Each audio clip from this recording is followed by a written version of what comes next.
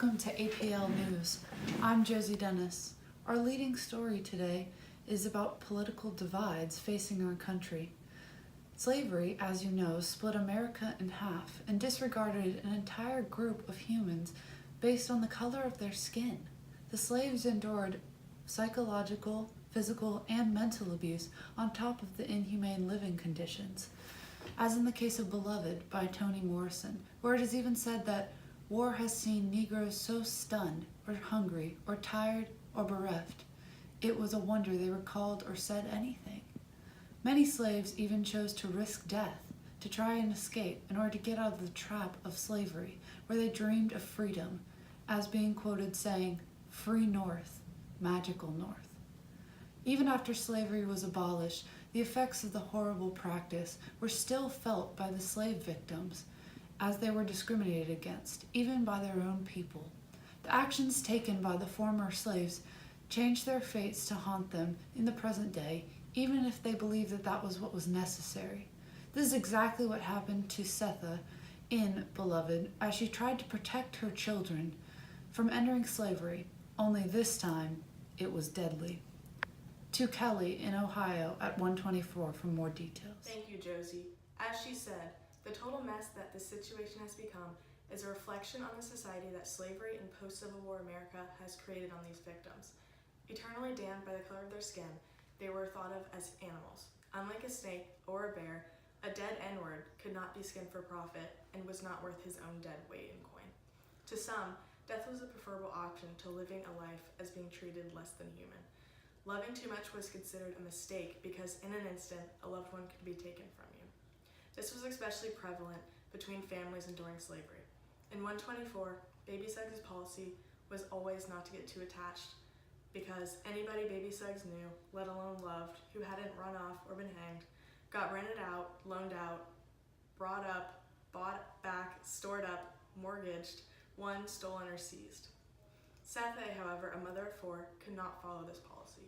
Instead of letting her newborn daughter go through the same horrors that she lived through, Sethe decided that death would be a better option for her daughter. Sethe acted out of a twisted form of love, but since love was not accepted among society and among blacks, she was cast out by many of her own people.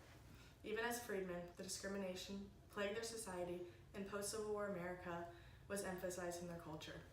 Even though they lived in Ohio, which was considered a free state, they still felt the discrimination as if they still lived in the South. Strong stereotypes for both whites and blacks were deforming, as whites were viewed as cruel slave owners and blacks were viewed as illiterate and humble servants. This affected how each race treated each other and themselves and created a society full of hatred. Back to you, Josie. Thank you, Kelly, for that great insight on a troubling problem in America. Next, we go to Jack, who's in The Road, discussing how even if there's no actual political factors, there is, when a disaster strikes humanity, a good group and a bad group that you must choose to survive. Here we go to Jack with more details. After the apparent disaster that occurred in the apocalyptic world of The Road, society has decayed into an animalistic, savage arena where people must fight for everything they get. Even though there is no longer any government to regulate, groups or factions form which dominate the area that the man and boy live in. The main group includes the bad people, who go around raping women and taking people as their slaves to eat. They have the fear of all of those surrounding, and it's stated that they are going to rape us and kill us. They will rape me. They'll rape him. They are going to rape us and kill us and eat us, and you won't face it. There's a smaller group the boy and the father claim to be a part of, where nothing bad is going to happen because we're carrying the fire. Believing that they are good, a constant battle prevails against those who are a part of both groups. They both think that they are doing what is best to survive, and since there are no rules, they make their own.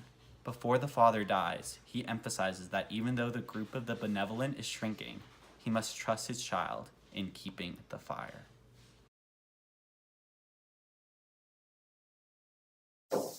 This is impossible. I can't keep all my political parties straight in my binder.